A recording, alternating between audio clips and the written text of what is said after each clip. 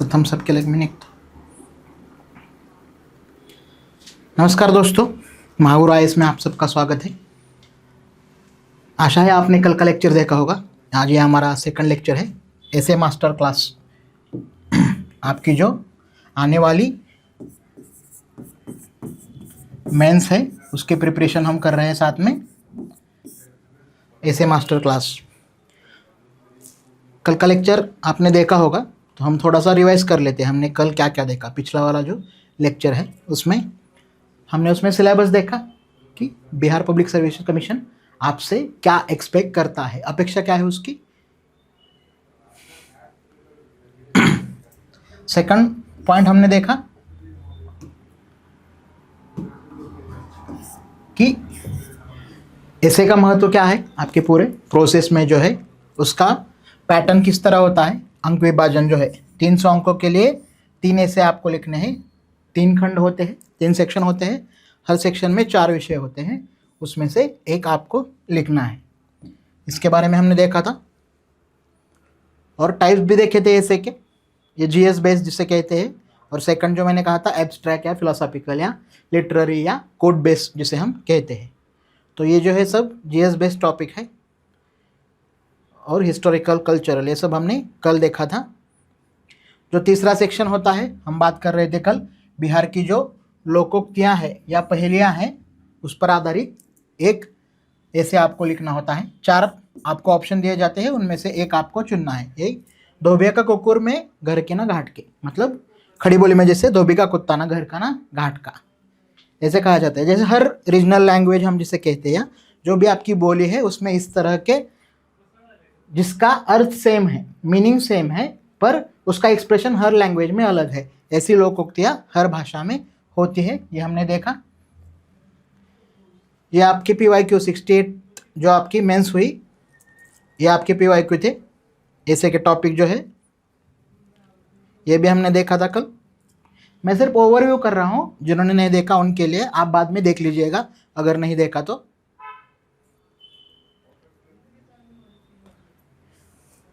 ये निर्देश हमने देखे थे, ये इंपॉर्टेंट है इसलिए मैं रिवाइज कर देता हूँ। परीक्षार्थियों से अपेक्षा की जाएगी, क्या एक्सपेक्टेशन है आपसे, निबंध के विषय से निकटता से जुड़े रहे। ज़्यादा कुछ लिखना नहीं है, जो आपके टॉपिक से जुड़ा हुआ है वही लिखना है। विचारों को सुव्यवस्थित ढंग से क्रमबद्ध करें, मतलब जिसे हमने कल फ्लो कहा था या संगति भी कहा जाता है। फ्लो या संगति, आपके लिखावट में एक तरह का फ्लो होना चाहिए। और संक्षिप्त लिखे जिसे हम कंसाइज कहते हैं, कि उस प्रक्रिया को या उस विचार को डिफाइन करने के लिए उसी भाषा में लिखना होगा। जैसे मान लो फिलोसॉफिकल एसे आ गया,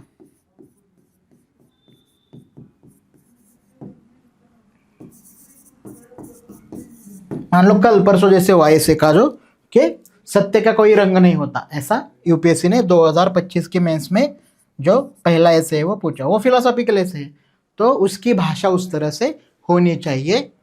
प्रभावी और सटीक अभिव्यक्ति के लिए अंक प्रदान किए जाएंगे। जो भी आपको मार्क्स मिलेंगे वो प्रभावी, इम्पैक्टफुल होना चाहिए जो आप लिख रहे हैं वो, और सटीक होना चाहिए, प्रिसाइज होना चाहिए।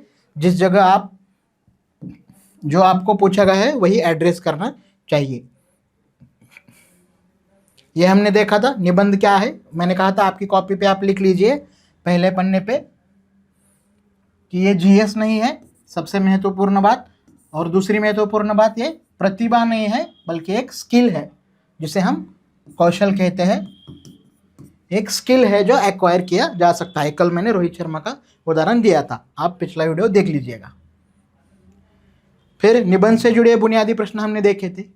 ऑप्शनल का लाभ होता है, जीएस का ज्ञान उपयोगी है, जीएस और निबंध के बीच क्या संबंध है, ये हमने सब देखा था। अब थोड़ा सा आगे बढ़ते हैं। ये हमारा लास्ट तक हम कल यहाँ तक पहुँचे थे, ये थोड़ा हम विस्तार से देखेंगे। कल हमने एक टॉपिक भी डिस्कस किया था, आज भी हो सके तो इफ टाइम परमिट्स हम आज एक टॉपिक डिस्कस करेंगे। निबंध क्यों है, आपके प्रिपरेशन का हिस्सा क्यों है निबंध। आपकी जो मेंस एग्जाम है उसमें निबंध क्यों है, ये एक प्रश्न चिन्ह है। क्यों है, जब सभी ऑब्जेक्टिव की तरफ बढ़ रहे हैं या जीएस बेस्ड जो कॉमन लिख रहे हैं सभी, तो ऐसे में ऐसा क्या है जो आपको जीएस में जो कमीशन है, बिहार पब्लिक सर्विस कमीशन है, जो जीएस के आंसर में आपको जज नहीं कर पा रहा, जो ऐसे के आंसर से आपको जज करना चाह रहे हैं। तो सबसे बड़ा उसका मतलब है तकनीकी और गैर तकनीकी छात्रों के बीच का अंतर। सॉरी, हम देख रहे हैं लगभग इंजीनियरिंग या मेडिकल या हम जिसे प्रोफेशनल कोर्स कहते हैं, उसके जो छात्र हैं उनकी संख्या लगातार बढ़ रही है कॉम्पिटिटिव एग्जाम में, और उनकी जो सोचने का तरीका है वो जीएस की जिस तरह मांग होती है लिखने की उसी तरह का होता है, टू द पॉइंट लिखना, जिनका साइंस बैकग्राउंड ज़्यादा है या कोई भी मेडिकल या इंजीनियरिंग वाला। तो ऐसे एक तकनीकी और गैर तकनीकी छात्रों के बीच का अंतर हो सकता है, क्योंकि ऐसे के लिए आपको मैंने क्या कहा था, ऐसे is a subset of literature.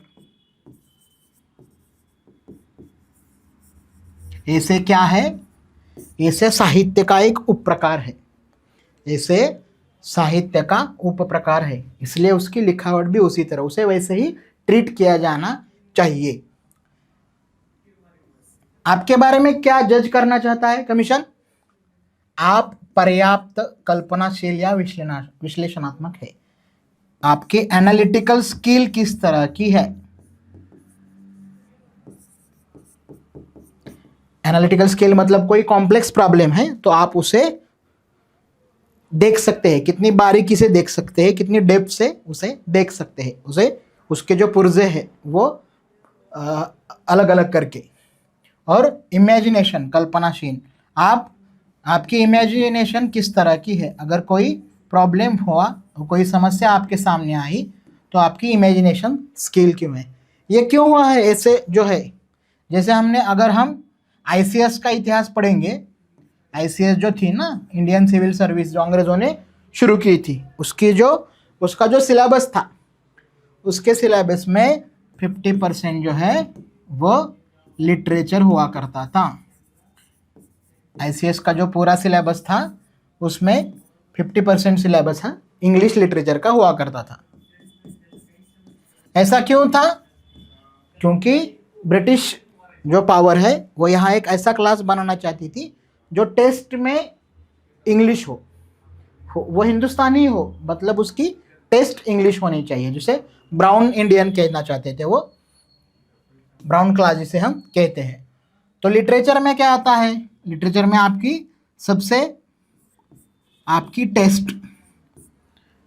Test बदल जाती है, जो भी लिटरेचर पढ़ा है उसकी टेस्ट बदल जाती है। इसीलिए ऐसे जो लिटरेचर का सबसेट है वो, उससे आपकी टेस्ट पता चलती है और उस हिसाब से कमीशन आपको जज करना चाहता है। फिर सबसे महत्वपूर्ण चीज़ क्या है, जब भी आप ऑफिसर बनेंगे, एडमिनिस्ट्रेशन में आप जाएंगे, तो आपका जो नेचर ऑफ वर्क है, आपके कार्य का जो स्वभाव है, उसमें संप्रेषण सबसे महत्वपूर्ण हिस्सा है। मतलब आपके जो बॉस है, जो पॉलिटिकल एग्जीक्यूटिव हम जिसे कहते हैं, आपके जो बॉस है वो आपको कुछ चीज़ें करने को कहेंगे, तो आपको वो चीज़ें करने के लिए आपकी कॉम्प्रेhension अच्छी होनी चाहिए और उसका कम्युनिकेशन आपको ठीक तरह से जनता तक पहुंचाने की क्षमता आप में होनी चाहिए। इसलिए संप्रेषण सबसे महत्वपूर्ण हिस्सा है। आप कई बार देख सकते हैं कि कई लड़के या कई कैंडिडेट काफ़ी शार्प होते हैं, काफ़ी टैलेंटेड होते हैं, लेकिन उनका कम्युनिकेशन स्किल में थोड़ी गड़बड़ होती है, और जिसका एवरेज टैलेंट है पर कम्युनिकेशन स्किल अच्छा है, वो आप देखेंगे कि वो ज़िंदगी की रेस में आगे निकल जाते हैं। इसीलिए जो संप्रेषण है, जो आप कहना चाह रहे हैं, वो कहने के लिए आपके पास पर्याप्त शब्द है, पर्याप्त मात्रा में वोकैबुलरी है, प्रिसाइज शब्द है, जो आप कहना चाह रहे हैं उसी के लिए उसी शब्दों में आप कह रहे हैं। यह सबसे महत्वपूर्ण हिस्सा है एडमिनिस्ट्रेशन के लिए, किसी भी एडमिनिस्ट्रेशन के लिए, कहीं का भी लो, सिर्फ इंडिया का ही नहीं, वर्ल्ड में कम्युनिकेशन। तभी जब भी कोई नया पीएम बनता है ना या सीएम बनता है तो उनका एक मीडिया एडवाइजर होता है, पता है, मीडिया एडवाइजर होते हैं उनके, उनके मतलब कई बार वो इंडियन इंफॉर्मेशन सर्विस से लिए जाते हैं, या कोई जर्नलिस्ट अच्छा हो उसे लिया जाता है, या कोई राइटर अच्छा हो तो उसे अपॉइंट करते हैं पीएम या सीएम का मीडिया एडवाइजर, क्योंकि वो उनके भाषण लिखते हैं।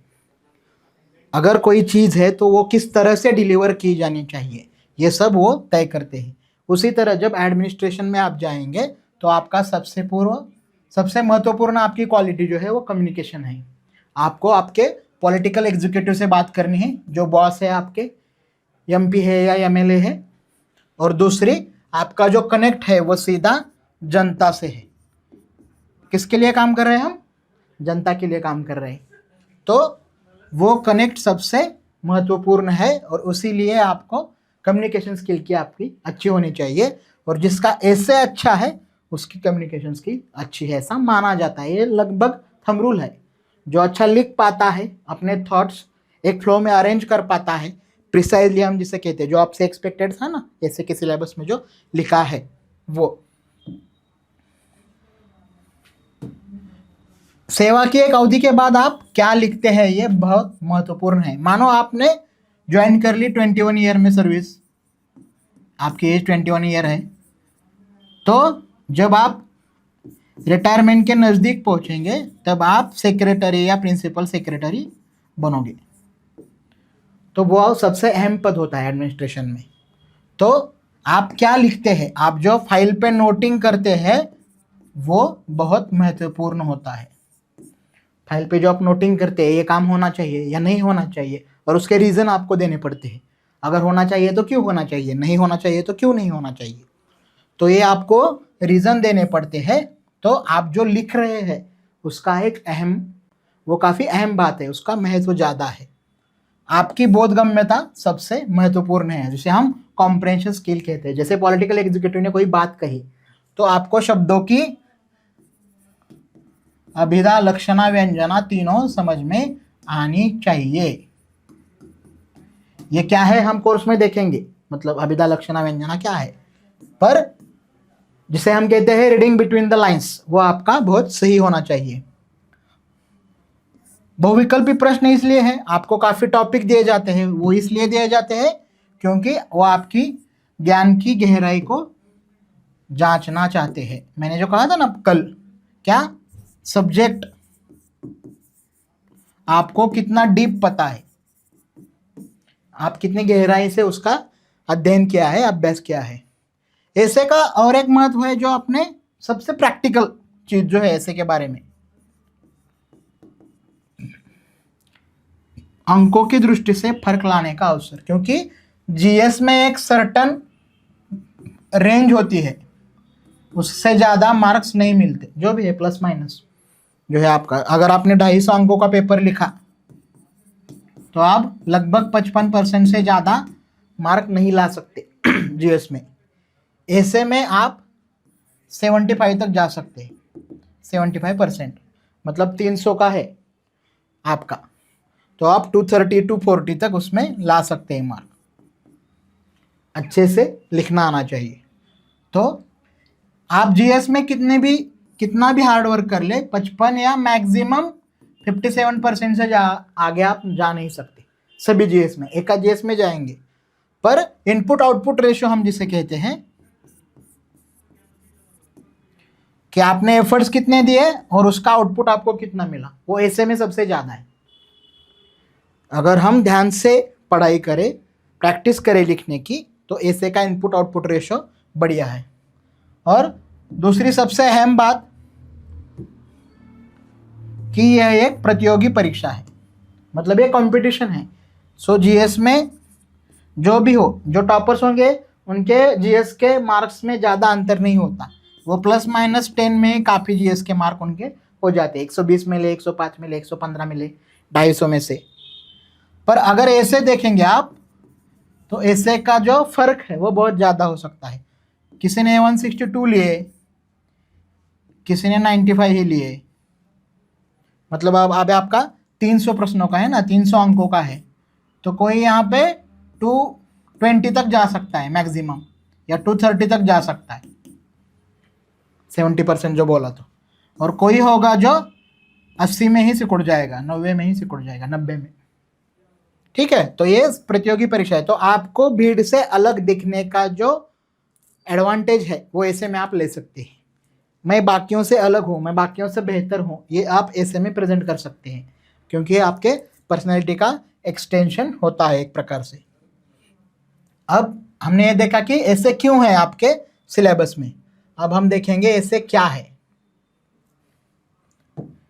क्या है, मैंने कल क्या कहा था कि ऐसे जीएस नहीं है। ये सबसे पहली बात है कि ऐसे जीएस नहीं है। ऐसे में जीएस की तरह नहीं लिखना होता ऐसे में कभी भी।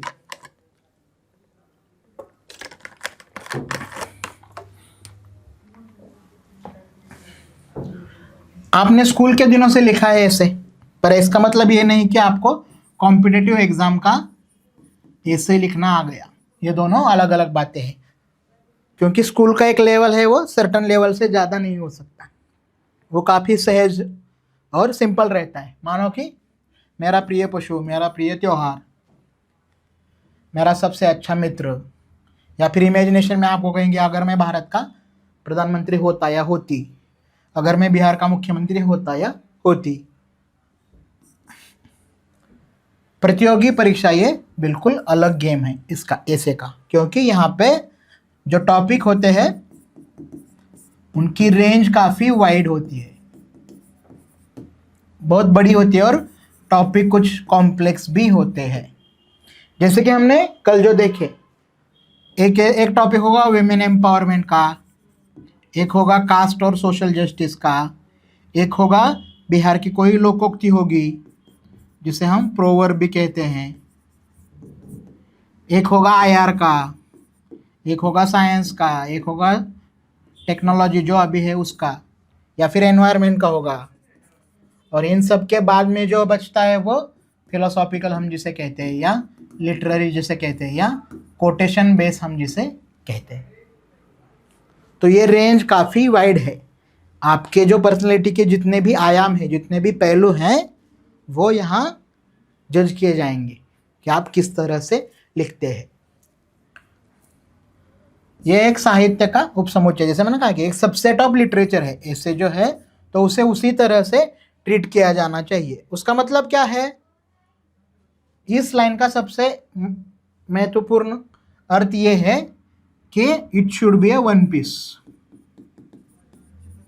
ऐसे पढ़कर लगना चाहिए कि ये वन पीस एक्टिविटी है। आपने लिखने के लिए शुरुआत की और आपने ऐसे खत्म करके ही अपना पेन बंद किया, तो ये वन पीस लगना चाहिए। जब भी आप ऐसे लिखो तो उसे वन पीस लगना चाहिए, क्योंकि ये लिटरेचर का सबसेट है। कई लोग जो ऐसे लिखते हैं, एक पैराग्राफ पॉलिटी का, एक सोशल का, एक इकोनॉमी का, एक कल्चरल का, एक एनवायरनमेंट का। तो ये सिर्फ ऐसे डिब्बे बनते जाएंगे, ये वन पीस नहीं लगेगा। ऐसे लाइवली लगना चाहिए, ऐसे वन पीस लगना चाहिए। इसलिए मैं कहता हूँ ये एक लिटरेचर का सबसेट है। जब भी आप ऐसे लिखेंगे तो ऐसा जैसे स्मूथली ट्रांजिशन होना चाहिए। मैं ये नहीं कह रहा कि आप इस तरह से मत लिखो, political angle, social angle, economic angle, cultural angle, environmental angle, ये लिखना है। लेकिन जब आप एक एंगल से दूसरे एंगल में जाते हो तो वो स्मूथ लगना चाहिए, उसमें कहीं भी फ्लो ब्रेक नहीं होना चाहिए, उसके एक कंटिन्यूटी आपकी होनी चाहिए। यह एक सृजनात्मक लेखन का रूप है, क्रिएटिव है ना, क्रिएटिव वे ऑफ राइटिंग है। ऐसे हम जिसे कहते हैं वो काफ़ी क्रिएटिव है, कुछ नया लिखना चाहिए, कल्पनाशील, सृजनात्मक या विश्लेषणात्मक, ये टाइप होते हैं जैसे कि एनालिटिकल या क्रिएटिव। जैसे मैंने कहा कि अगर मैं भारत का प्रधानमंत्री होता, ये इमेजिनेशन है ना, मैं ऐसे कहने से बंद तो नहीं जाऊंगा ना। इसे डिस्क्रिप्टिव ऐसे जिसे कहते हैं कि वर्णनात्मक हो, जैसे कि मेरा प्रिय पशु, ये क्या है, ये वर्णनात्मक कैसे है, मतलब गाय के बारे में आप लिख रहे हो तो आप उसके नाम बताओगे, उसका अगर घर की गाय है तो उसका एक नाम होगा, उसका आप कलर का डिस्क्रिप्शन दोगे, उसकी लंबाई के बारे में बात करोगे, उसके सींग कैसे है वो बताओगे। विश्लेषणात्मक में सबसे अहम चीज़ है IQ, आपको इस्तेमाल करना पड़ता है। ऐसा नहीं कि डिस्क्रिप्टिव में नहीं करना पड़ता, लेकिन यहाँ आपकी आईक्यू सबसे बढ़िया होनी चाहिए एनालिसिस के लिए, क्योंकि जितने भी उस टॉपिक के पहलू हैं वो आपको उनमें से कोई छूटे ना। मानो कल का हम एग्जांपल लेते हैं विमेन एम्पावरमेंट, एक ऐसे था ना विमेन एम्पावरमेंट, तो इसके कितने पहलू हो सकते हैं? एक पहलू हो गया, मान लो हमने मूवी से शुरुआत की तो एक पहलू हो गया उसका कल्चर, उसका एक एस्पेक्ट जो है, एक आयाम जो है वो कल्चर हो गया। दूसरा हो गया पॉलिटिकल, क्योंकि विमेन का कोई रिप्रेजेंटेशन नहीं है, जैसे अभी 1/3 जो है वो रिजर्वेशन है लेकिन अब तक लागू नहीं हुआ। दूसरा है वो सोशल है, जिसमें हमने पैट्रियार्की की बात की। चौथा इसमें होगा इकोनॉमिक, कि उनका इकोनॉमी में उनके जो लेबर है वो काउंट नहीं होता। जैसे कहा जाता है ना कि every women is working but some get paid. जैसे कहते हैं ना, जो जॉब करती है कोई भी औरत तो उसे कहते हैं ये वर्किंग वुमेन है। सभी वर्किंग वुमेन है, सभी औरतें काम तो करती है, पर जो जॉब पे जाती है तो सम गेट पेड। तो ये हो गया आपका इकोनॉमी का पहलू विमेन एम्पावरमेंट का। समझे? हम क्या देख रहे हैं, ऐसे किसे कहते हैं, और इसमें एनालिटिकल टाइप का जो ऐसे है वो क्या हम देख रहे हैं, विमेन एम्पावरमेंट का ऐसे। तो कल्चर को मैंने कल बताया, क्या फिल्म का डायलॉग आप लिख सकते हो, या कल्चरली विमेन को किस तरह रिप्रेजेंट किया जाता है उसका एग्जाम्पल आप देख सकते हो। पॉलिटिकल में क्या लिखेंगे, 1/3 रिजर्वेशन है, वो अभी तक मिला नहीं लेकिन वो बिल पास हो चुका है। सोशल में हमने पैट्रियार्की की बात की, समाज किस तरह का है, पितृसत्तात्मक है, तो उसके बारे में हमने कल देखा था कि क्या है, स्ट्रक्चरल सबऑर्डिनेशन ऑफ वुमेन है। इकोनॉमी में क्या है, उनका लेबर काउंट नहीं होता। जैसे आज सुबह किसी की माँ ने या किसी की बीवी ने या किसी की बहन ने 10 रोटियां बनाई होंगी ना सुबह घर में, जितने लोग हैं उसके अनुसार 10 बनाई होगी, 5 बनाई होगी, तो वो लेबर काउंट नहीं हो रहा ना। कभी आपने उसे प्यार का या कोई और नाम दे दिया, रिश्ते का नाम दे दिया, लेकिन वो लेबर काउंट होना चाहिए ना जीडीपी में। उसके लेबर की चोरी हो गई ना, उसका मुआवजा तो उसे मिला नहीं। जैसे कमल हसन ने कहा था जब उसने पार्टी बनाई थी तमिलनाडु में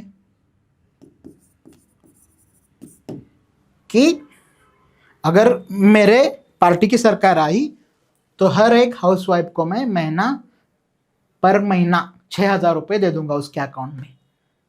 उसका मतलब उसकी वैल्यू बहुत ज़्यादा है, पर मिनिमम 6,000 तो मैं दे दूंगा। उसी तरह से सभी राज्यों ने फिर से शुरू की योजना, जो लाडली बहना या इतर जो भी है। तो ये उसका इकोनॉमिक एस्पेक्ट हो गया। इसका फिलोसॉफिकल एस्पेक्ट क्या होगा, होगा ना कुछ तो। इसका फिलोसॉफी क्या है इसकी, विमेन एम्पावरमेंट की, जैसे कि उसकी फेमिनिज्म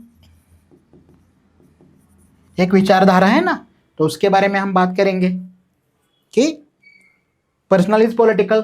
फेमिनिज्म के मूवमेंट ने जो कहा है, जो भी पर्सनल है वो सब पॉलिटिकल है। तो इतने सारे जो आयाम है, इतने सारे एस्पेक्ट है, विभिन्न पहलू हम जिसे कह रहे हैं वो किसमें, एनालिटिकल।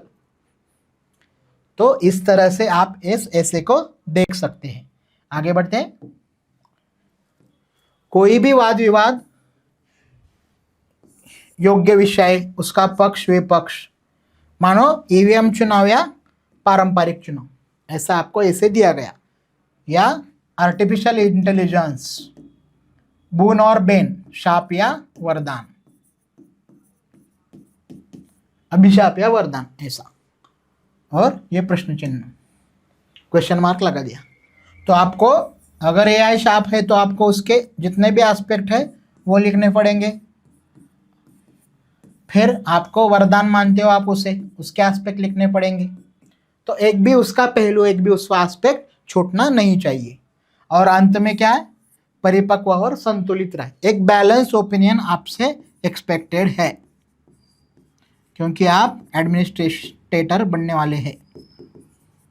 आप एक एडमिनिस्ट्रेटर बनोगे तो आपका एक परिपक्व और संतुलित राय, कि आपके एक बैलेंस राय ओपिनियन उसके बारे में होना चाहिए, विभिन्न दृष्टिकोणों पर विचार होना चाहिए। संश्लेषण के विपरीत एनालिटिकल का मतलब, संश्लेषण में हम चीजें एक करते हैं, विश्लेषण में हम अलग अलग करते हैं। फिर कल्पनाशील ऐसे निबंध हम जिसे कहते हैं कि इमेजिनेशन वाला मामला है। यहाँ पे नई चीजों को देखने की क्षमता, या जो एस्टेब्लिश चीजें हैं उसको नए अंदाज से देखने की क्षमता।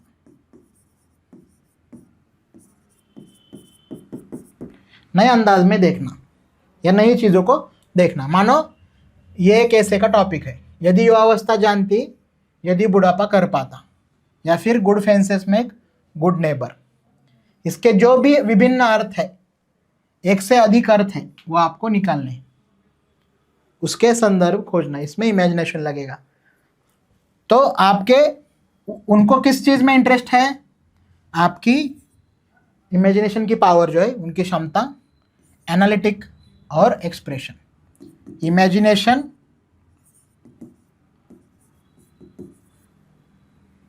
एनालिसिस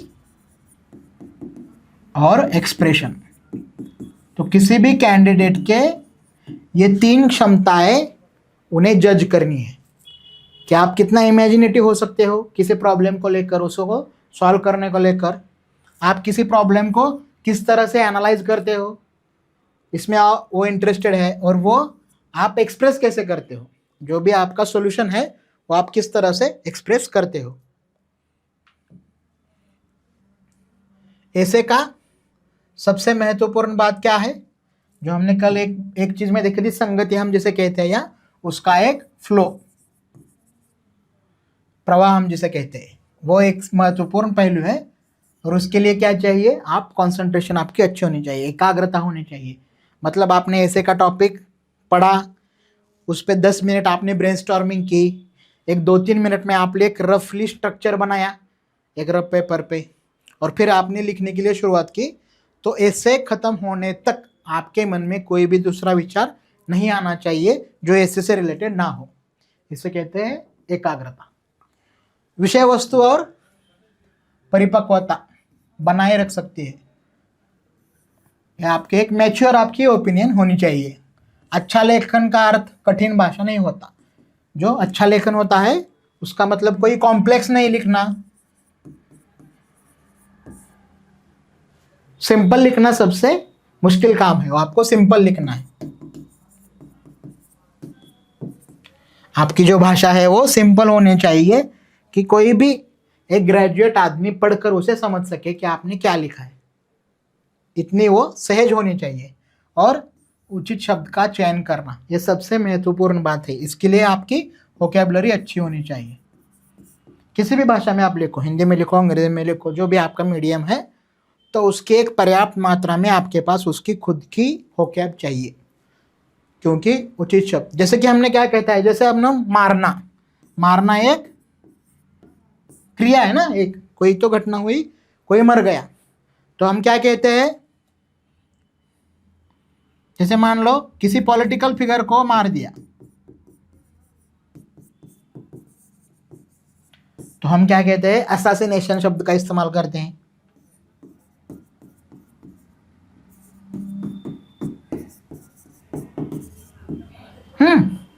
और किसी ने मच्छर मार दिया तो उसे किल कहते हैं। फर्क है ना, क्रिया एक ही है, लेकिन आपने दो अलग अलग शब्द यूज किए। इसे कहते हैं उचित शब्द का चयन करना। या ऐसा मानो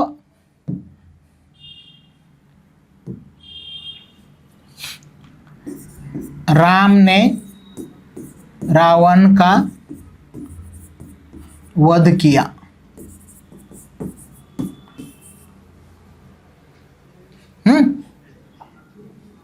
और पुलिस ने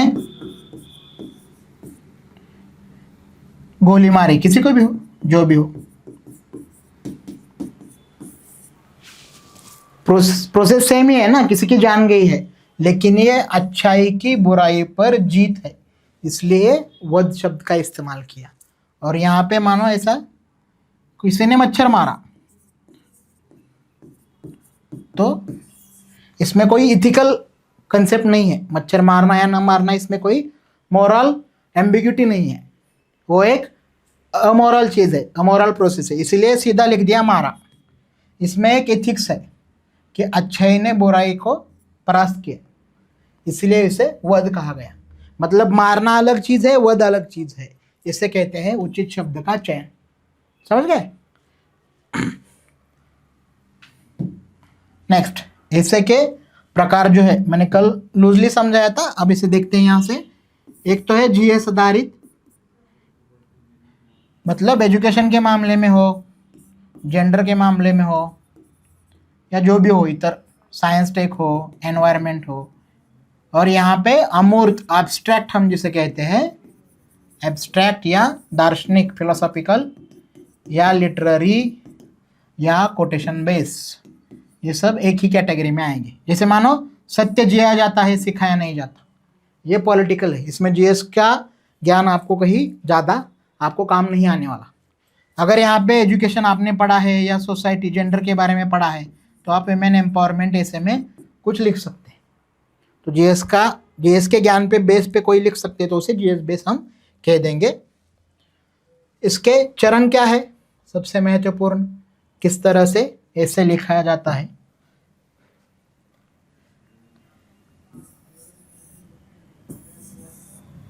ये हम यहाँ से इसे दो भागों में बांट देंगे। सबसे पहला है विषय की समझ और चयन। मानो आपको 4 टॉपिक दिए, वो आपको समझने होंगे पूरी तरह से, और उसमें से एक आपको चूज करना होगा। तो विषय की समझ और चयन सबसे महत्वपूर्ण है।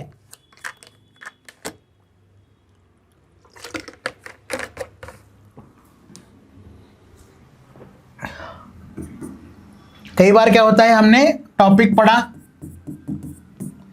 और हमें लगा हाँ ये मैं बढ़िया लिख दूंगा, और 2-4 पैराग्राफ के बाद आपका मैटर खत्म हो जाता है, आप उसके आगे लिख नहीं पाते, आपको कुछ ध्यान नहीं रहता, कुछ याद नहीं आता।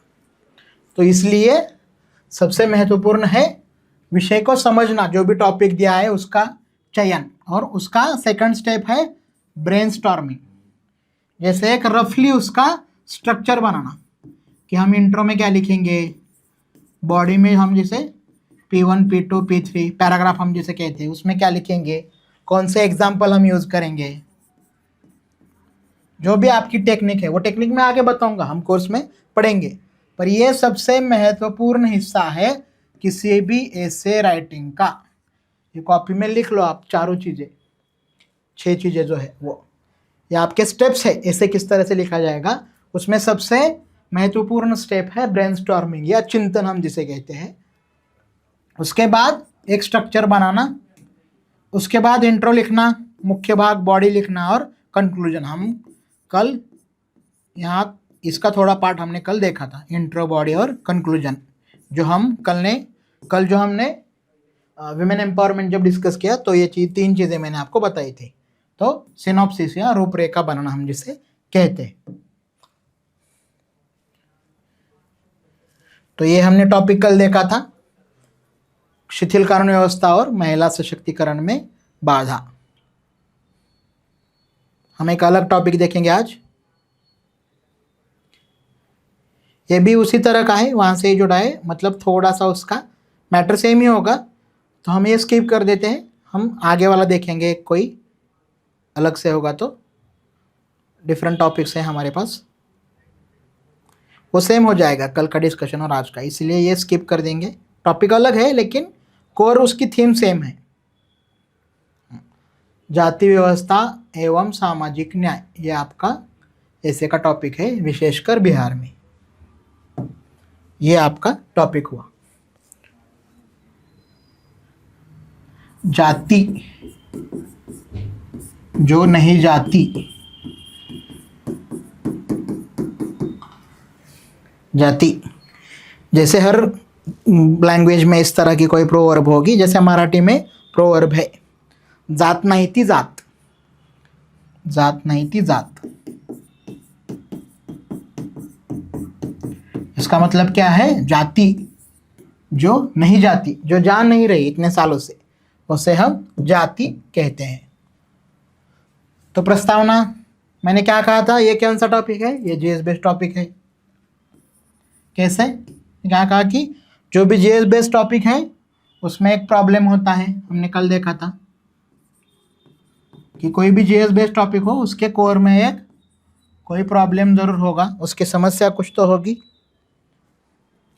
तो आपको वो समस्या आइडेंटिफाई करनी है और फिर इंट्रो में आप उसको एड्रेस करेंगे, जो प्रॉब्लम है एग्जैक्टली वो, और बॉडी में उसको आप एक्सपांड करेंगे। जो भी वो समस्या है वो आपके उसके जितने भी पहलू हैं वो आप लिख देंगे, और जो मैंने कहा था कंक्लूजन में आप उस समस्या का समाधान ढूंढेंगे। इस तरह से हमें लिखना है। ये जीएस बेस्ड टॉपिक हो गया ना, अभी ये तो समझ आया। क्योंकि जो भी जीएस के आपकी सोशियोलॉजी की पढ़ाई है या सोसाइटी का जो पढ़ाई है वो यहाँ पे काम आने वाली है। ठीक है, तो हम इसे देखते हैं अभी डिटेल में। प्रस्तावना में क्या लिखेंगे हम? इंट्रोडक्शन जो है उसमें क्या लिखेंगे? यहाँ पे टॉपिक में क्या लिया था? विशेषकर बिहार में। तो आपको ये ध्यान में रखना होगा कि जो भी आप एग्जाम्पल दे रहे हैं उसमें बिहार का आधिक्य हो। मतलब ऑल इंडिया एग्जाम्पल भी आप देख सकते हैं या वर्ल्ड में भी दे सकते हैं कास्ट के बारे में, लेकिन हो ये आपको तय करना है कि बिहार के जो एग्जाम्पल है उसका आधिक्य हो उसमें। भारत की सबसे जटिल और पुरानी समस्या। जटिल मतलब ये कॉम्प्लेक्स है, कई लोग आए गए, लेकिन ये समस्या जैसी की वैसी है। पुरानी है, लगभग 2000 से ज़्यादा, 2000 सालों से ज़्यादा पुरानी है। सामाजिक विभाजन और असमानता, इनइक्वालिटी का कारण है। विशेषकर बिहार जैसे राज्यों में इसका प्रभाव, गहरा प्रभाव देखने को मिलता है। जैसे कोई आपको मिला, ये नॉर्थ इंडिया में काफ़ी प्रचलित है ये चीज़ कि कोई आपको मिला तो सीधा पहले सवाल क्या होता है? कौन जात? ये सवाल होता है ना। तो जब कभी भी साउथ के लोग नॉर्थ में जाते हैं तो उनके लिए काफ़ी शॉकिंग होता है कि ऐसे सीधे कैसे पूछ लिया कौन जात। अभी वो थोड़ा कम हुआ है, लेकिन 20 साल पीछे हम चले जाए तो ये काफ़ी कॉमन था, या 10 साल, या आज भी कहीं गांव में ऐसा होता होगा कि नया आदमी कोई भी आए तो उसे कहते हैं कौन जात। ये क्यों सवाल पूछते हैं? क्योंकि उसका जो आंसर होगा उस पर डिपेंड है कि हमारी आगे क्या बात होगी। मतलब ये कोर है कि मैं आपसे किस तरह से बिहेव करूंगा, मैं आपके साथ बात करूंगा या नहीं करूंगा। ये सब इस आंसर पे डिपेंड है जब आपसे कोई पूछेगा कौन जात। ये सभी पूरे साउथ एशिया में इसी तरह का प्रचलन है कास्ट का। जैसे बिहार यूपी बदनाम है क्योंकि वहाँ पे वो एक्सप्लिसिटली दिखती है, जहाँ कास्ट नहीं दिखती वो वहाँ ज़्यादा गहरी है वो। जैसे बंगाल है, दिखती नहीं है पर सटलिटी काफ़ी होती है, वो हम देखेंगे बाद में जब भी इस पॉइंट पे आगे चर्चा करेंगे। लेकिन अब ये आप ये समझ लीजिए कि इंट्रोडक्शन है वो क्या होता है। जैसे आपने ऐसे ही इंट्रो लिखा कौन जात, और आपने शुरुआत की ऐसे की, तो वो पढ़ने वाला खुश होगा कि इसे समझ आया प्रिसाइजली क्या प्रॉब्लम है। ये कास्ट क्या है, मतलब क्या, मैंने क्या कहा था कल, जो समस्या है उसके कुछ हिस्टोरिकल रीजन होंगे। मैंने क्या कहा था? प्रॉब्लम है और उसके रीजन होंगे। जब भी कोई समस्या है उसके रीजन तो होंगे ना, उसके कुछ कारण होंगे। सबसे पहले क्या कहा था मैंने आपको? हिस्टोरिकल रीजन उसके देखने हैं क्या है। उसके बाद आज के समाज में उसके पॉलिटिकल रीजन क्या है, उसके सोशल रीजनिंग क्या है उसकी, उस समस्या की, इकोनॉमिक रीजनिंग क्या है, कल्चरल क्या है। तो इस हर एक एस्पेक्ट के बारे में अगर 100-150 शब्द आप लिख देंगे, वर्ड लिख देंगे, तो आपको 600 वर्ड का ऐसे आपका इसमें बन जाएगा रहे, और 100-150 वर्ड उसमें आप इंट्रो और कंक्लूजन लिखेंगे। मैंने क्या कहा था, कोई भी प्रॉब्लम हो उसके अहम जो पहलू है, जो एस्पेक्ट है, उसके बारे में 100-150 शब्दों में लिखो, और ये उसके प्रॉब्लम की जो रीजनिंग है उसके बारे में। ये 5 तो हमें मिले अभी, हिस्टोरिकल, पॉलिटिकल, सोशल, इकोनॉमिकल या कल्चरल जो भी है। तो ये आपको एक लूजली स्ट्रक्चर बन सकता है यहाँ पे। तो इसका इंट्रो लिखना है तो किस तरह से लिखेंगे, मैंने एक उसका वे क्या है, कौन जात, आपने सीधा लिख दिया कौन जात। हिस्टोरिकल रीजनिंग क्या होगी उसकी, ये प्रॉब्लम आज क्यों है, क्योंकि ये सदियों से चली आ रही है। सदियों से क्यों चली आ रही है, क्योंकि बदलाव नहीं हुआ। बदलाव क्यों नहीं हुआ, क्योंकि कुछ प्रिविलेज है जो छोड़ना नहीं चाहते, कास्ट के सिस्टम के। बदलाव तब आएगा ना, बदलाव का सबसे बड़ा, बदलाव के सामने सबसे बड़ा इम्पेडिमेंट क्या होता है, लोग क्यों बदलना नहीं चाहते, क्योंकि उसमें उनका घाटा, उनका नुकसान होता है।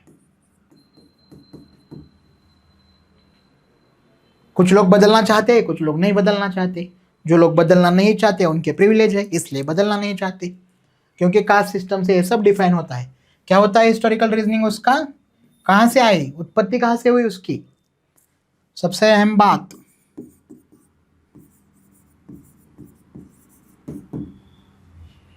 ये सदियों पहले ये वर्ण व्यवस्था बनी थी।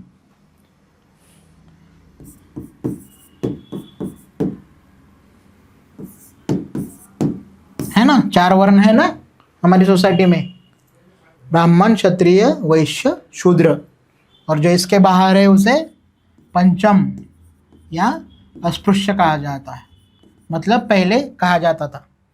अब ये बात करने के लिए मुझे किस सैंपल, मतलब ये समझाने के लिए मुझे कुछ जातियों के नाम लेने पड़ेंगे। तो मैं पहले से ही कह देता हूँ, मेरी किसी को आहत करने की मेरी इच्छा नहीं है, अब मेरी भावना नहीं है। मैं बस ये टॉपिक समझाने के लिए किसी जाति का या वर्ण का नाम ले रहा हूँ, क्योंकि ये आपको समझना चाहिए। ये प्रॉब्लम है, अगर हम प्रॉब्लम समझे है, ये मानेंगे ही नहीं तो सॉल्व नहीं होगा। तो ये प्रॉब्लम आपको समझाने के लिए मुझे 1, 2, 3, 4 जो भी हो जाति के नाम लेने पड़ेंगे। तो उन जाति के लोगों को मैं आहत नहीं करना चाहता, मैं बस इस प्रॉब्लम के बारे में एब्स्ट्रैक्ट बात कर रहा हूँ। मैं किसी व्यक्ति विशेष पर टिप्पणी नहीं कर रहा हूँ, आप ये समझ लो। तो ये 4 वर्ण है, ब्राह्मण, क्षत्रिय, वैश्य और शूद्र। इसके कुछ काम है ना हर एक के वर्ण व्यवस्था के अनुसार।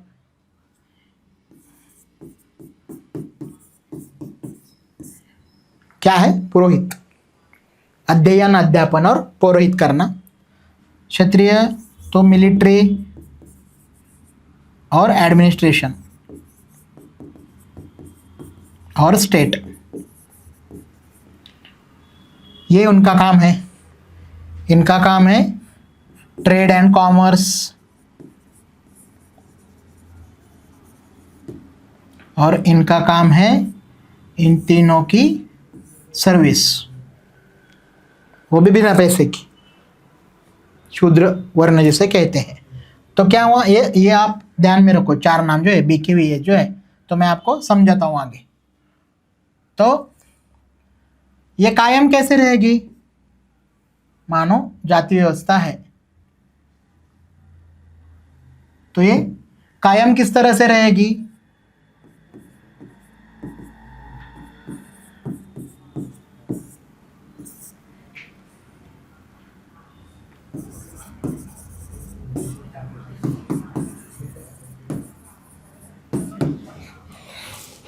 ये तभी कायम रह सकती है जब ब्राह्मण मेल ब्राह्मण फीमेल से शादी करे, क्षत्रिय मेल क्षत्रिय फीमेल से शादी करे, वैश्य मेल वैश्य फीमेल से शादी करे, शूद्र मेल शूद्र फीमेल से शादी करे। लेकिन ऐसा होता नहीं है, आप कितने भी रिस्ट्रिक्शन लगा दो, कुछ तो लोग होंगे जो अपने दिल की बात सुनेंगे। जो पाबंदियां आपने लगाई है, कुछ तो लोग होंगे, 10 में से 1 होगा, 100 में से 1 होगा, 1000 में से 1 होगा, जो उन पाबंदियों को पार करना चाहेगा और उसकी इच्छा होगी कि ये मैं ना करूं, ये करो या ये करो या ये करो, या किसी भी तरह ये जो भी परम्यूटेशन कॉम्बिनेशन आपको नजर आ रहे हैं।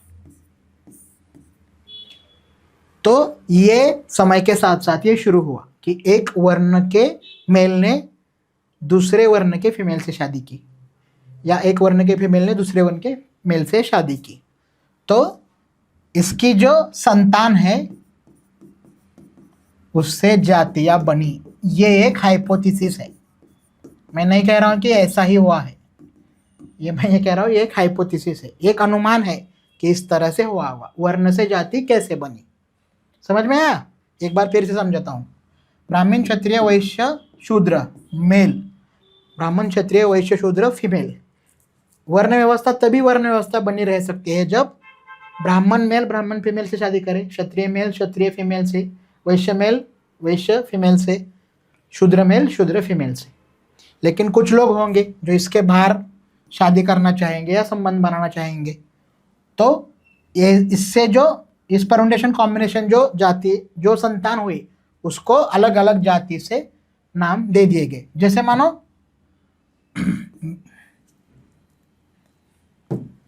ब्राह्मण विमेन फीमेल और शूद्र मेल, इनकी जो संतान है इसे चांडाल कहते हैं। ल यहाँ पे मराठी में ड़ होता है, उसे हिंदी में आप ल कहते हैं। तो जो प्रकार है उसे क्या कहते हैं? अनुलोम और प्रतिलोम, ये विवाह के प्रकार है। अनुलोम और प्रतिलोम। मैं 5 मिनट दीजिए, मैं आपको कास्ट सिस्टम अच्छे से समझाऊंगा, बाद में कहीं जाने की जरूरत नहीं होगी आपको। प्रतिलोम मैरिज का मतलब है अपर कास्ट मेल की लोअर कास्ट फीमेल से शादी। अपर कास्ट मेल मतलब अपर वर्ण के मेल की, मतलब ब्राह्मण ने अगर क्षत्रिय वैश्य शूद्र फीमेल से शादी की तो उसे प्रतिलोम विवाह माना जाएगा। और अनुलोम तो जहां भी उल्टा हुआ, जैसे कि शूद्र मेल ने अपर वर्ण की मेल से शादी की, तो उसकी जो संतान है उनको सबसे खराब काम सौंपे गए। जैसे हर एक काम की प्रेस्टीज अलग है ना, सभी काम जो है वो एक जैसे नहीं होते। जैसे पढ़ाना एक काम है, उसके अलग प्रेस्टीज है, डॉक्टर है उसके अलग प्रेस्टीज है, और आपका नाला साफ करना एक काम है, उसकी कोई प्रेस्टीज नहीं है समाज में। तो उन कास्ट, मिश्र कास्ट हम जिसे कहते हैं, उनकी जो संतान है उसको ये सब खराब काम दिए गए, और जो अपर वर्ण के लोग हैं उनको सबसे प्रेस्टीज वाले काम दिए गए। ये एक हाइपोथेसिस है। सेकंड हाइपोथेसिस क्या है कि आपका जो प्रोफेशन है उससे जातियां बनी, प्रोफेशन से। के मान लो एक आदमी है, वो माटी के घड़े बना दे, तो उसका बच्चा माटी का घड़ा बनाएगा, उसके बच्चे का बच्चा माटी का घड़ा बनाएगा। एक किसान है तो उसका बेटा भी किसानी करेगा। एक राजा है, राजा का बेटा राजा बनेगा। तो ये प्रोफेशन है ना। मानो कोई सोने के अलंकार बना रहा है तो उसका बेटा वही सीखेगा, क्योंकि ये मॉडर्न एजुकेशन सिस्टम है जहां आप जो चाहे प्रोफेशनल स्किल एक्वायर कर सकते हैं। आप प्री मॉडर्न में जाओगे तो ये उस तरह का स्ट्रक्चर नहीं है। अगर मेरे पिताजी का जो प्रोफेशन है वही मेरा प्रोफेशन होगा, जो मेरा प्रोफेशन है वही मेरे बेटे का प्रोफेशन होगा, तो वो प्रोफेशन कास्ट बनी। जो भी प्रोफेशन है पिताजी का वही उसकी कास्ट बनी। ये एक हाइपोथेसिस है। तो गहरा प्रभाव जो है,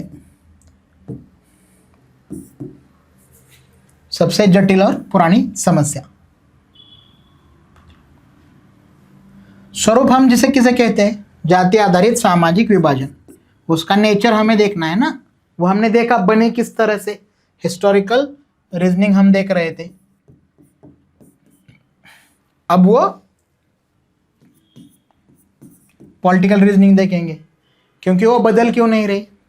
जो है वो, क्योंकि डेमोक्रेसी एक नंबर गेम है।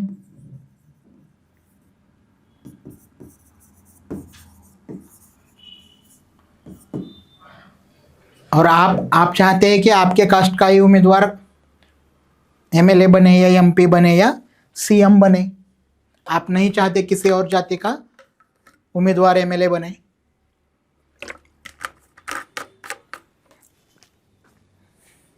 तो ये डेमोक्रेसी और कास्ट सिस्टम हाथ में हाथ लेके चलते हैं, क्योंकि कास्ट बनी रहेगी तो एक नंबर बना रहेगा, और एक नंबर बना रहेगा तो पावर मिलेगी, पावर मिलेगी तो हम फिर कास्ट सिस्टम रीइंफोर्स करेंगे उसमें। अगर मेरे पास पावर है जो मेरे कास्ट के ऊपर डिपेंड है, मेरी पावर, तो आप देखेंगे 70 या 80 के बाद, मतलब इमरजेंसी के बाद, जितनी भी रीजनल पार्टियां बनी भारत में, उनका मेजर इन नॉर्थ इंडिया में उनका एक कास्ट बेस्ड कलेक्टिव है, उनका एक बेस है, कास्ट बेस।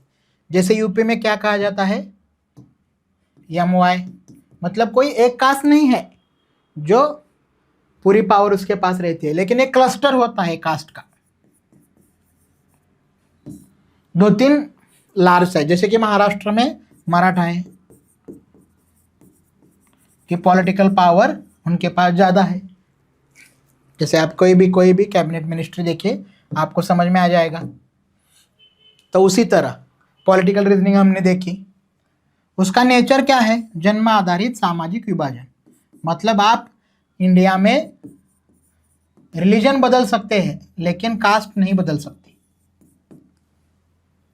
आप रिलीजन छोड़ सकते हो अपना, कोई दूसरा रिलीजन आप ग्रहण कर सकते, स्वीकार सकते हो, लेकिन आप कास्ट नहीं छोड़ सकते। जैसे कि यह सिर्फ हिंदुओं में नहीं है, कास्ट जो है वो इस्लाम में है, वो क्रिश्चियनिटी में है, वो सिखों में है ना। दलित क्रिश्चियन जो है, जो लोग अस्पृश्य थे या तब उन्हें अस्पृश्य माना जाता था, जिन्होंने क्रिश्चियनिटी में कन्वर्ट हुए, उनके चर्चेस अलग हैं इंडिया में। दलित सिखों के गुरुद्वारा अलग है।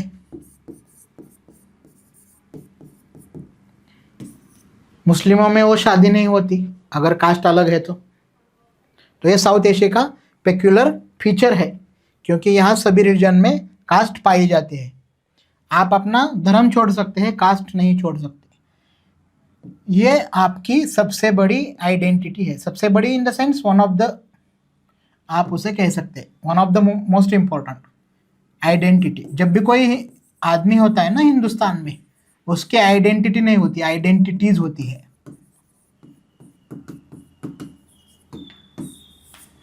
उसकी कई सारी आइडेंटिटीज होती है, जिसमें एक मानो कास्ट है, एक रिलीजन है, एक रीजन है, एक लैंग्वेज है, एक आपकी मानो कास्ट में सब कास्ट है। सिर्फ कास्ट का मतलब नहीं है। इरावती कर्वे नाम की एक एंथ्रोपोलॉजिस्ट थी, उनका एक काफ़ी लोकप्रिय कोट है कि सब कास्ट आर कास्ट, सब कास्ट आर कास्ट। जाति नाम की कोई चीज़ नहीं है, उपजाति ही जाति है। तो ये आपके आइडेंटिटीज़ के लेयर हैं, और आप तय करते हैं इनमें से कौन सी आइडेंटिटीज़ के साथ मुझे किस परिवेश में हमें कौन सी बात कहनी है। जैसे कि हम इंडियन है, ये भी हमारी आइडेंटिटी है ना, पर हम इंडियन कब है, जिस दिन पाकिस्तान से मैच है क्रिकेट का, वो भी हॉकी का होगा तो देखे ही नहीं, या फुटबॉल का तो हुए नहीं। तो हम इंडियन कब है, जिस दिन पाकिस्तान के खिलाफ क्रिकेट का मैच है। इंडिया में कोई नहीं कहता ना मैं इंडियन हूँ, इंडिया से बाहर जाओगे तब आप कहोगे, कोई आपको इंडियन दिखाई देगा तो आपको अच्छा लगेगा। इंडिया में आप ये सारी बाकी आइडेंटिटी से रिलेट करेंगे। कौन जात जैसे मिले और आपको लगे सेम कास्ट है, तो आपके बात करने का ढंग बदल जाएगा। आप जिन चीज़ों पे बात करेंगे वो टॉपिक अलग होंगे। अगर वो डिफरेंट कास्ट का है तो आपका बात करने का ढंग भी बदलेगा। आपके दिमाग में ये इक्वेशन चालू होगा, ये मुझसे बड़ा है, ये छोटा है। कास्ट सिस्टम में, कास्ट सिस्टम का सबसे महत्वपूर्ण फीचर क्या है, ये किसी को एक इक्वल नहीं मानती खुद से। मतलब यहाँ का आदमी, यहाँ का आदमी और यहाँ का आदमी, तो बी कभी नहीं समझता कि सी मुझसे इक्वल है, या ये बी, वो ये मानेगा ये मुझसे बेहतर है, पर वो इसमें भी खुश है कि मैं सी से बेहतर हूं, मैं सी से अपर कास्ट में आता हूं, और सी में भी कहीं वो अहम है कि मैं डी से अपर हूं। तो इंडियन इंसान के लिए ये सबसे बड़ी समस्या है, वो किसी को भी इक्वल नहीं मानता खुद की कास्ट के सिवा, या तो उसको ऊपर रखेगा या नीचे रखेगा खुद से, स्टेटस वाइज जो है वो। ये है उच्च नीच की भावना और अस्पृश्यता। जैसे कि आपके घर में जो हाउस हेल्प है आपकी, उसकी चाय की प्याली है वो अलग है, चाय का कप होगा वो अलग होगा, है ना, अगर वो अलग कास्ट से है। या उसे कागज के कप में चाय दी जाएगी, प्लास्टिक के, है ना। ये मतलब अस्पृश्यता जिसे हम कहते हैं, ये अनटचेबिलिटी जो आर्टिकल 17 है ना हमारे कॉन्स्टिट्यूशन में,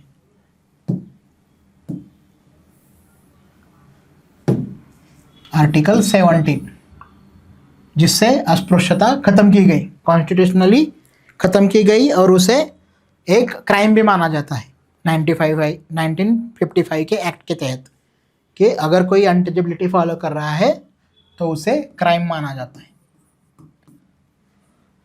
पर हम ये कह सकते हैं कि 100% 100% इंडिया में अनटचेबिलिटी खत्म हुई है, ये हम नहीं कह सकते, क्योंकि सटली वो चलती है। जैसे मानो एक अपर कास्ट टीचर है कॉलेज में, और कई सारे अलग अलग जातियों के उसके स्टूडेंट हैं, तो उसे दिमाग में ये तो चलता ही होगा ना कि मेरे कास्ट के जो बच्चे हैं उनको मैं फेवर करूं। आइडियली उसे नहीं करना चाहिए, पर ऐसे कई सारे उदाहरण हैं। जैसे आपने धड़क 2 देखी होगी ना, अभी धड़क 2, अंडा अंडा अंडा अंडा सीन है ना उसमें, वो उसी वजह से है क्योंकि टीचर अपर कास्ट है और एक लोअर कास्ट का स्टूडेंट उस कॉलेज में आया है, और ये उससे हजम नहीं हो रहा। जैसे रिजर्वेशन के बारे में बात करते हैं अपर कास्ट लोग, मतलब घर में करते हैं या बाहर भी करते हैं उस तरह से। ये उच्च नीच की भावना जो है वो एक सर्टन काम से जुड़ी है, क्योंकि सभी कामों की प्रेस्टीज सेम नहीं है ना, और उसी हिसाब से प्रायोरिटी भी अलग अलग है स्टेट की। जैसे आपने कॉन्स्टिट्यूशन में क्या लिखा, अस्पृश्यता क्राइम है, हमें बंद करनी है आर्टिकल 17 के तहत, पर आपने ये नहीं कहा कि हमें कास्ट सिस्टम बदलनी है या कास्ट सिस्टम खत्म करनी है। ये भी लिख सकते हैं ना, आप लिख सकते थे आप कॉन्स्टिट्यूशन में, एक आर्टिकल और बढ़ता कि हमें कास्ट सिस्टम खत्म करनी है। ये ऐसा नहीं हो सकता, जो कि जिन्होंने कॉन्स्टिट्यूशन बनाया उसमें कांग्रेस के लोग ज़्यादा थे, और कांग्रेस के जो मेजॉरिटी थी वो कास्ट सिस्टम में बिलीव करती थी। गांधी जी वर्ण व्यवस्था में बिलीव करते थे पहले कुछ सालों तक, तो 40 तक, तो 1940, उसके बाद उनके विचार बदल गए। ये उच्च नीच की भावना जो हमने देखा ना, वो एक काम के हिसाब से है। जो प्रेस्टिजियस काम है वो अपर कास्ट के लिए रखे रिजर्व, और जो सबसे खराब काम है वो लोअर कास्ट के लिए रिजर्व रखे। और मॉडर्न में भी कुछ तरह से उसमें बदलाव हुआ है, जैसे कि रिजर्वेशन के थ्रू मानो या किसी भी तरह से एक आध बच्चा वो उससे ऊपर उठे, उस काम से बाहर निकलने की कोशिश करे, तो उसके साथ भी बर्ताव अच्छा नहीं होता, ये हम सब जानते हैं। आर्थिक, राजनीतिक, सांस्कृतिक अवसरों में असमानता, जो आपको अवसर मिलते हैं उनमें इक्वालिटी नहीं होती, और ये डिपेंड कहाँ पे है, प्रिविलेज पे है। प्रिविलेज जैसे अपर कास्ट का, कि मानो आप बीपीएससी की तैयारी कर रहे हैं, आपका ही एग्जांपल ले लो। तो आप में से एक लड़का होगा, उसके माता पिता दोनों ग्रेजुएट हैं, ए मान लो, एक बी मान लो, एक सी मान लो।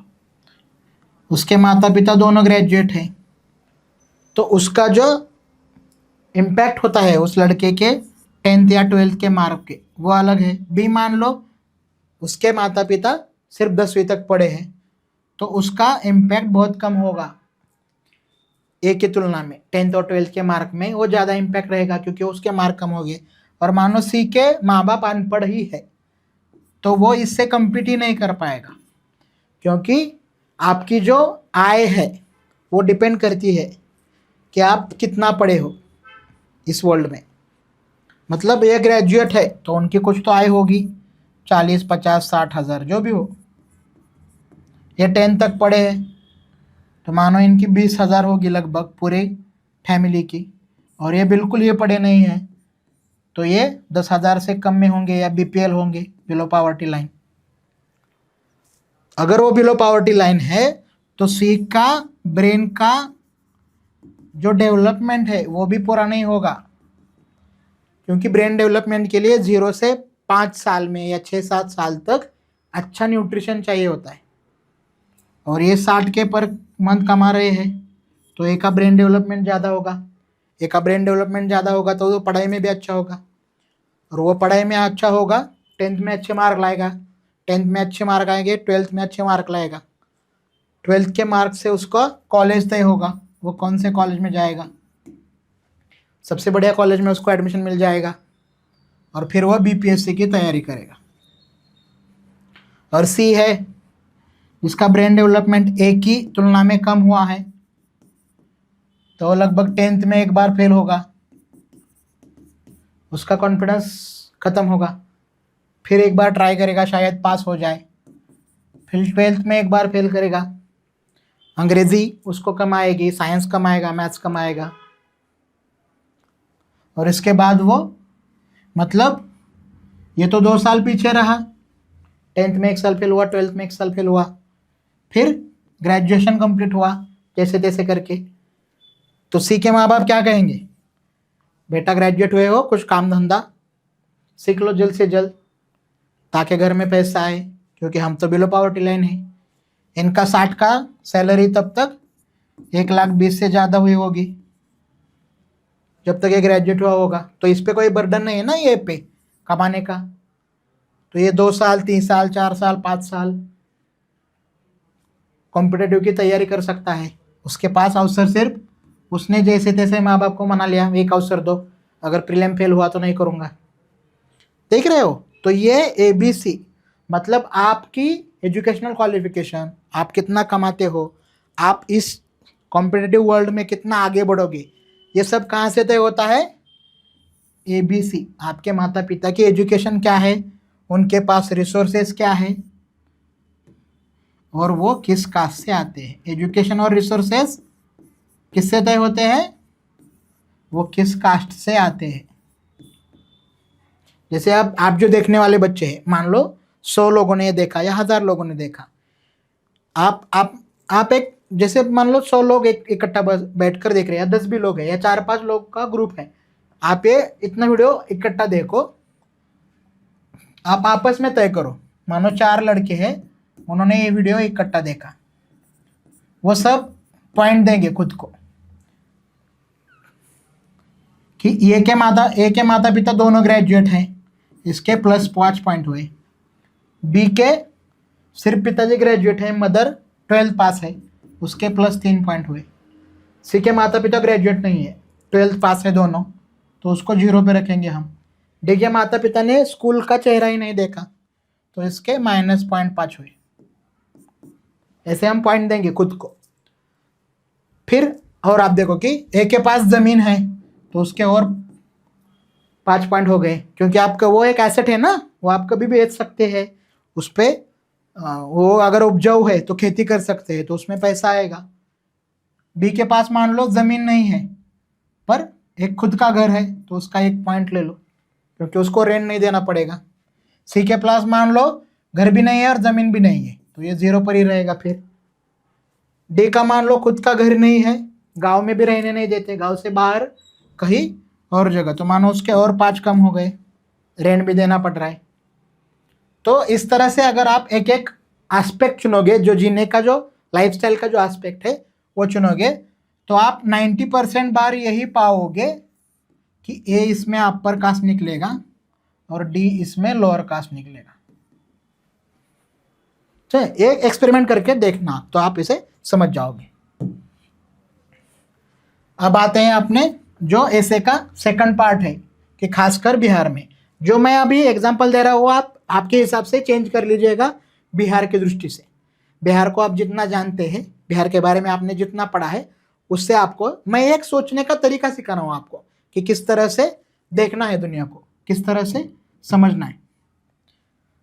जातिगत राजनीति और सामाजिक संबंध हमेशा महत्वपूर्ण रहे हैं, क्योंकि बिहार में किसी को भी यह भरोसा नहीं है कि किसी और जाति का आदमी, किसी और जाति का नेता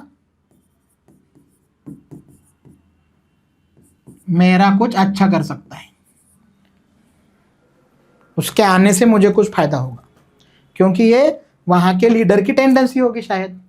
क्योंकि अगर मैं आऊँ तो मैं एडमिनिस्ट्रेशन में सिर्फ मेरी ही जात के लड़कों को लूँगा, मेरिट में कुछ नहीं देखूँगा, ऐसा हो सकता है ना। पुलिस में भर्ती करना है तो मेरे कास्ट के लिस्ट आ गई आपके पास कि ये 1000 लड़कों की उनको कांस्टेबल बनाना है, तो आप देखेंगे अरे इसमें मेरे जाति के नहीं दिख रहे, तो आप लिस्ट बदल दोगे।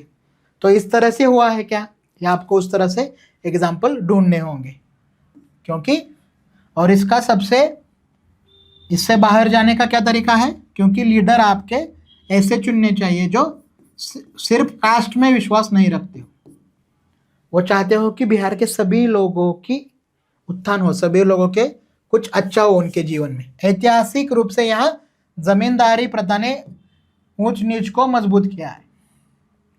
जैसे हम जमींदारी, जैसे कि ऐसा होता है कि हम इसे क्या कहते हैं, जाजमानी सिस्टम, हिंदी में उसे जाजमानी कहते हैं, मराठी में उसे बलूतेदारी कहते हैं, बलूतेदारी। ये हर विलेज की रियलिटी थी, अभी कुछ थोड़ा सा बदला हुआ है। जाजमानी सिस्टम का मतलब क्या है, सेंटर में उसके फार्मर है और एक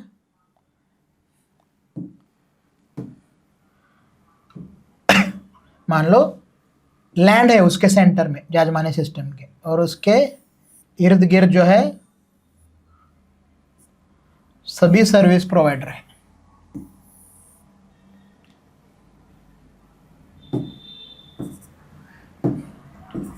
उसके इर्द गिर्द सर्विस प्रोवाइडर, मानो कि किसान है, उसको हल चाहिए, तो उसके लिए एक कास्ट होगी जो उसका हल की पूरी मरम्मत करवाएगी। उसको कुछ मिट्टी के बर्तन चाहिए, फिर और कोई दूसरी कास्ट होगी, उसको खुद को साफ रखना है, मतलब दाढ़ी बनानी है, उसके लिए कोई कास्ट होगी, उसके कपड़े धोने हैं, उसके लिए कोई कास्ट होगी, उसको एंटरटेनमेंट करना है, उसकी कोई कास्ट होगी, है ना। आपको खेती में जो चाहिए, कोई भी चीज़ रिक्वायरमेंट है, वो बनाने वाले कुछ लोग होंगे, उसकी एक कास्ट होगी। उसके घर में कुछ रिलीजियस रिचुअल है, वो पूरे करने होंगे, उसके लिए एक अलग से कास्ट होगी। उसको एक गांव से दूसरे गांव जाना है, तो वो पालकी में बैठ के जाएगा, वो पालकी ढोने वालों की एक कास्ट होगी, है ना। तो इसी तरह से नंबर ऑफ कास्ट होंगे, और इसके सेंटर में लैंड होगी।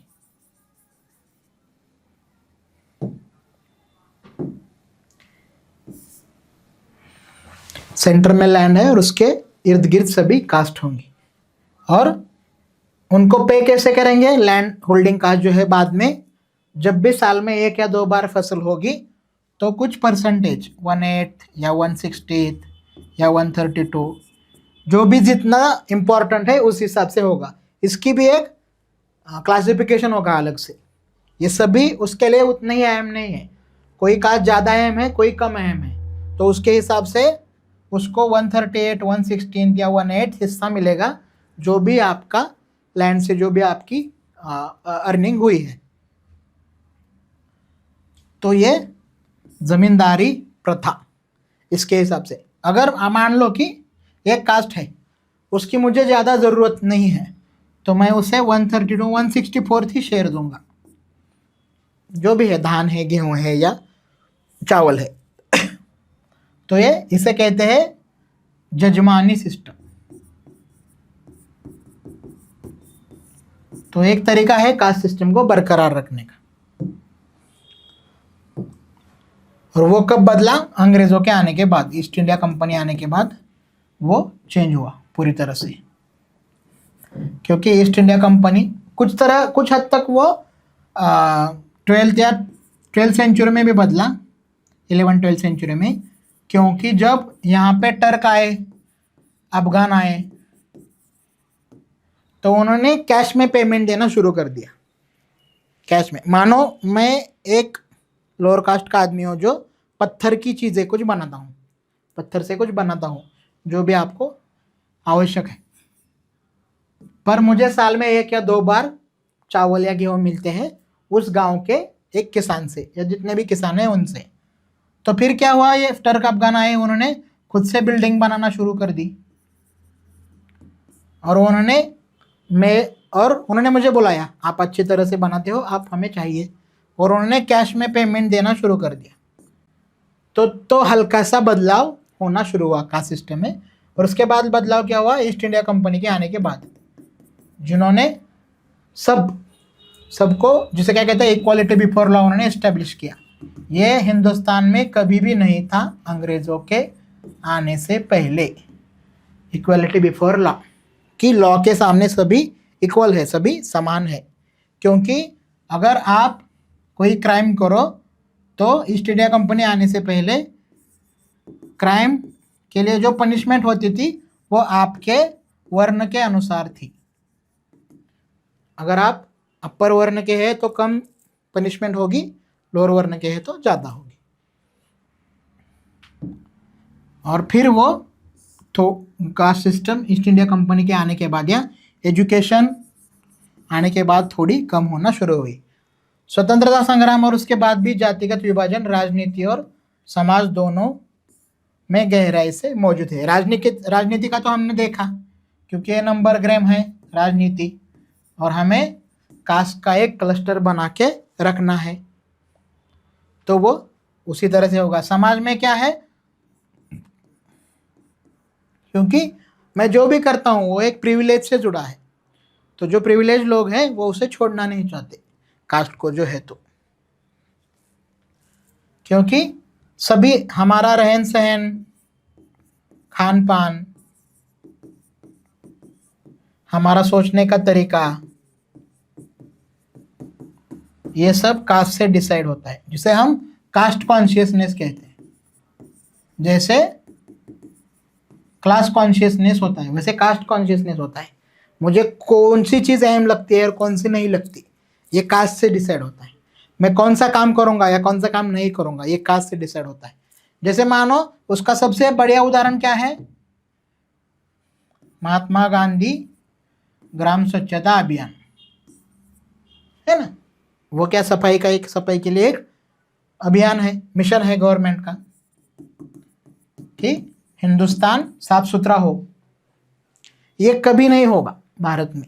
पब्लिक प्लेस, भारत की पब्लिक प्लेस कभी भी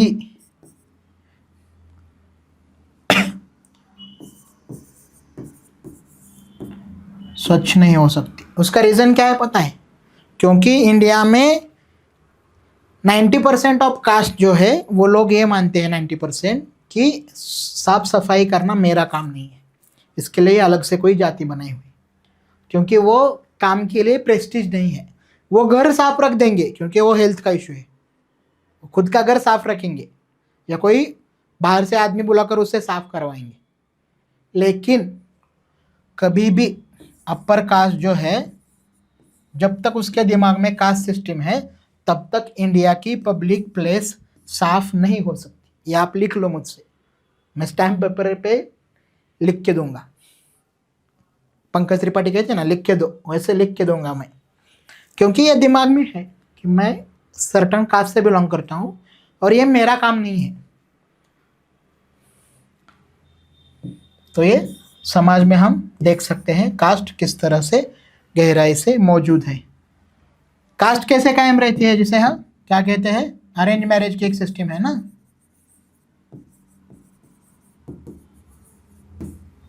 तो इससे कास्ट बरकरार रहती है, क्योंकि अरेंज मैरिज जब आप न्यूज़पेपर देखोगे उसमें एडवर्टाइज होंगे ना कि इस कास्ट का चाहिए, उसमें भी उस सब कास्ट का चाहिए, इसी रीजन से चाहिए, उस रीजन से नहीं चाहिए। तो ये भी जैसे वर्ण व्यवस्था तब तक रही जब तक एक सेम वर्ण के मेल फीमेल में शादी हुई, ये तब तक रहेगी कास्ट सिस्टम जब तक सेम कास्ट के लोगों में शादी होगी। और उसका एक जो बाबा साहब ने जो कहा था, क्या कहा था, स्त्री जाति व्यवस्था का प्रवेश द्वार है।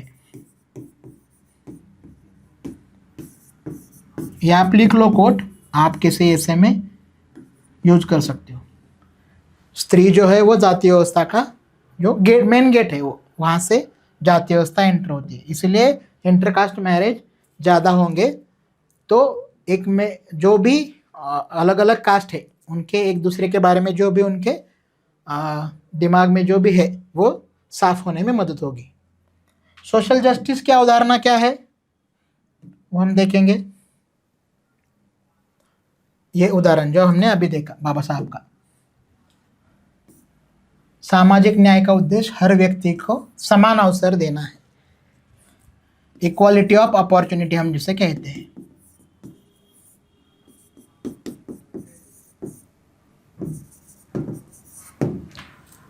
उससे पहले जो बाबा साहब जिनको गुरु मानते थे वो महात्मा ज्योतिबा फुले,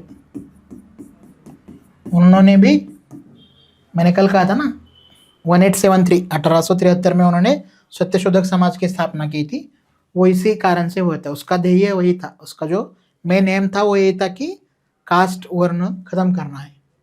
और उस हिसाब से उन्होंने अपनी मूवमेंट आगे चलाई, जिसमें आगे चुड़कर महाराष्ट्र में शाहू महाराज या बाबा साहब जुड़े, और ऐसे हर एक क्षेत्र से अलग अलग, जैसे पेरियार थे तमिलनाडु में, मद्रास जिसे हम कहते हैं। आपको मॉडर्न हिस्ट्री का जब आप पढ़ेंगे तो आपको ये हमेशा दिखेगा कि जब भी कोई बात हो रही है वो बॉम्बे, मद्रास और कलकत्ता प्रेसिडेंसी से ही हो रही है। जब भी कोई शुरुआत हो रही है नई चीज़, उसका रीज़न ये है कि वहाँ पे अंग्रेज़ों के बेस थे, सबसे पहले वाले जो बेस थे, तो वहाँ से एजुकेशन की भी शुरुआत वहीं से हुई थी।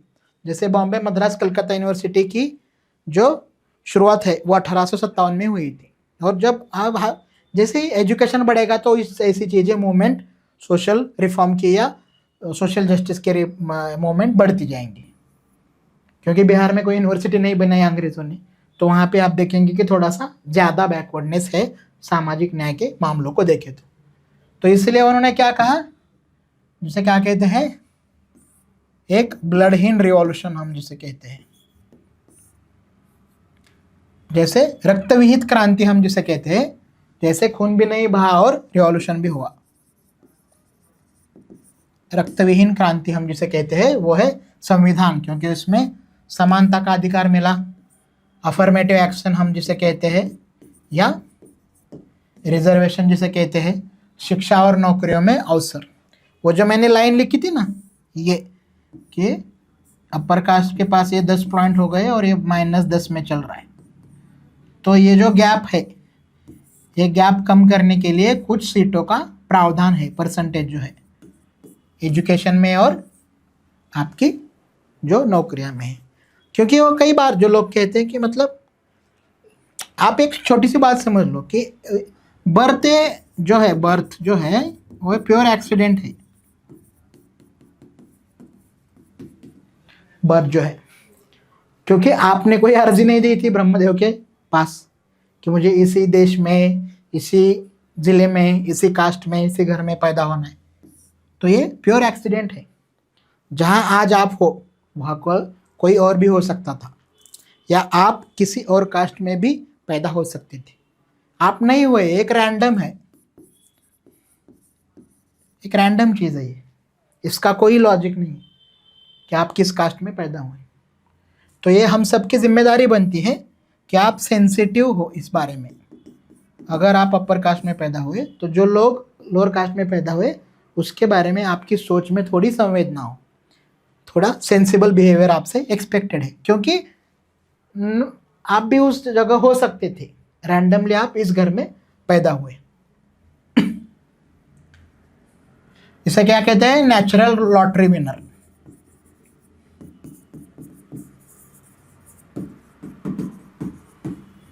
कि मानो कल को अंबानी के घर बच्चा पैदा हुआ तो ये नेचुरल लॉटरी विनर हुआ ना, उसमें उसका क्या, खुद का क्या है उसमें, उसने कौन सा हार्डवर्क किया है कि वो वहां पैदा हुआ? नहीं ना, ये नेचुरली लॉटरी विनर है। तो उससे आगे जब वो सोचेगा, इतना पैसा है उसके पास तो वो अलग तरह से सोचेगा।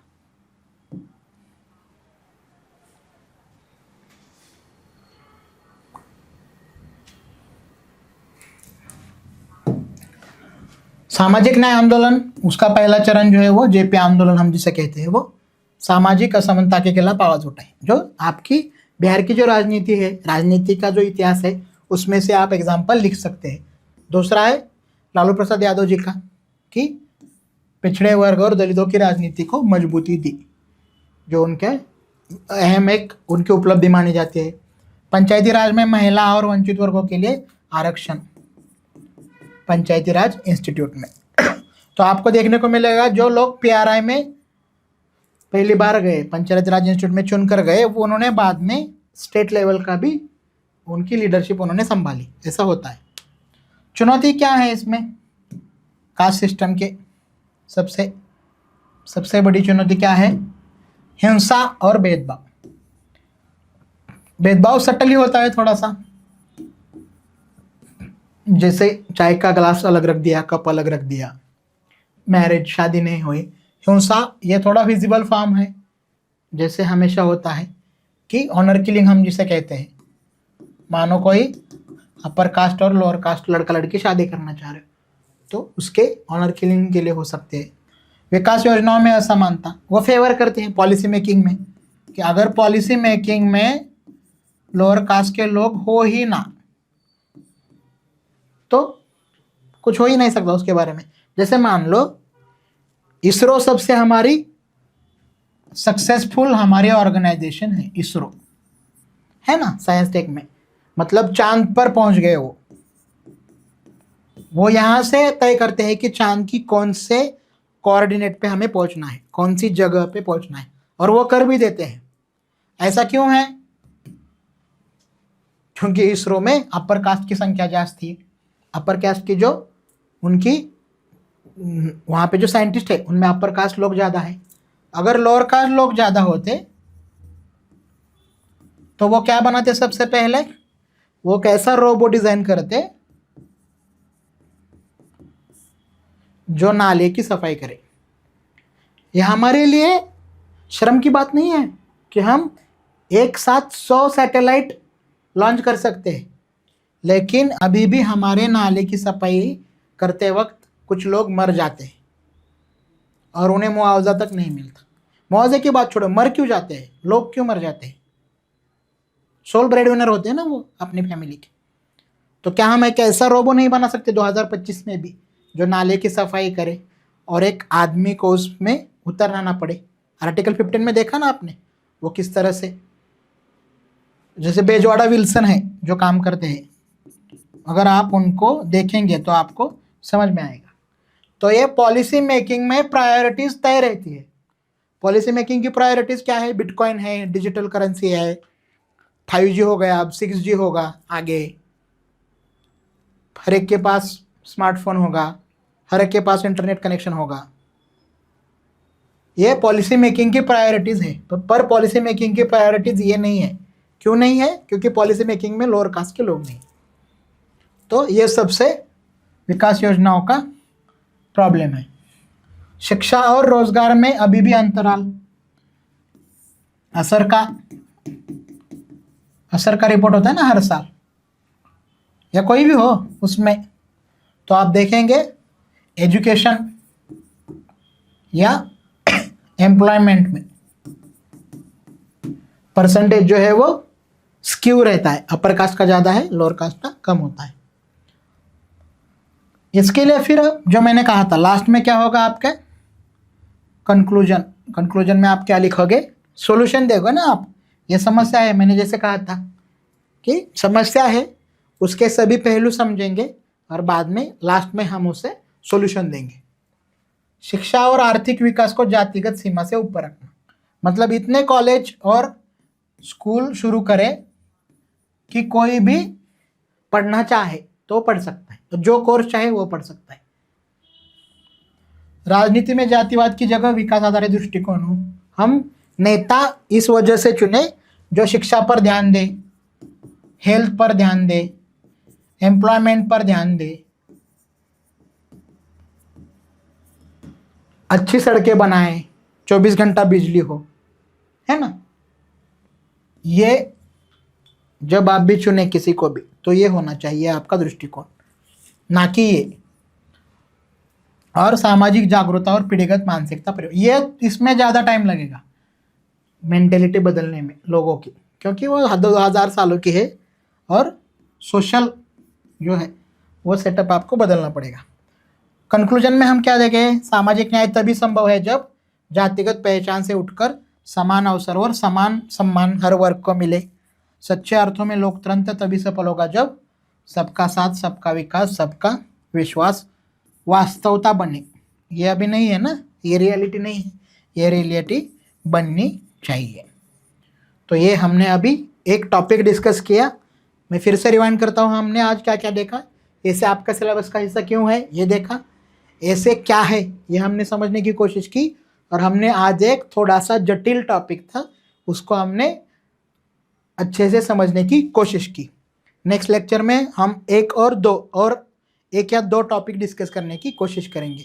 आप इस कोर्स के लिए अभी आपको कॉन्टैक्ट नंबर दिया है, उस पर आप कॉल कर सकते हैं या मैसेज कर सकते हैं, आगे की जानकारी आपको वहाँ मिल जाएगी। अभी मैं रुकता हूँ, फिर मिलेंगे, धन्यवाद।